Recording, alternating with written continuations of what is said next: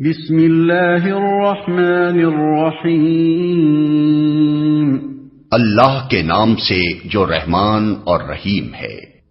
فلما فصل طالوت بالجنود قال ان اللہ مبتلیکم بنہر فمن شرب منه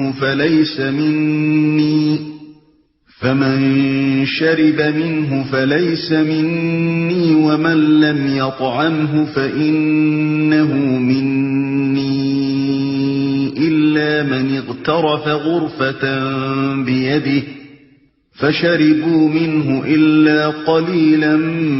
منهم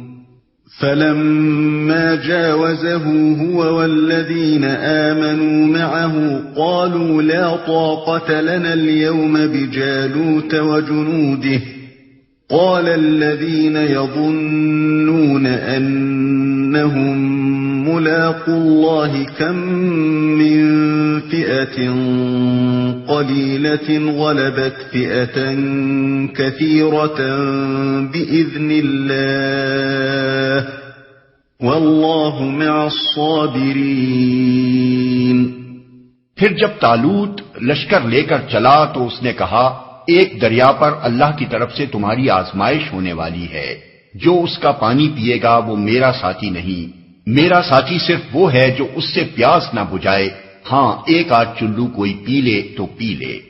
مگر ایک گروہ طلیل کے سوا وہ سب اس دریا سے سیراب ہوئے۔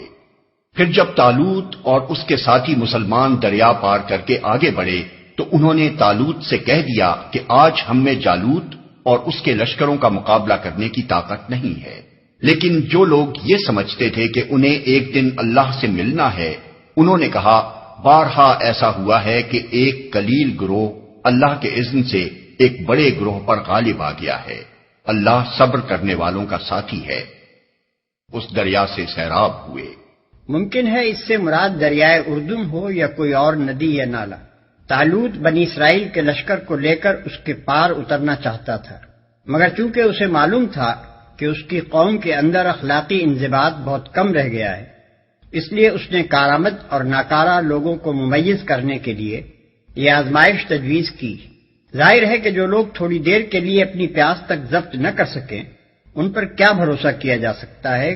کہ اس دشمن کے مقابلے میں پامردی دکھائیں گے جس سے پہلے ہی وہ شکست کھا چکے ہیں۔ آج ہم میں جالوت اور اس کے لشکروں کا مقابلہ کرنے کی طاقت نہیں ہے۔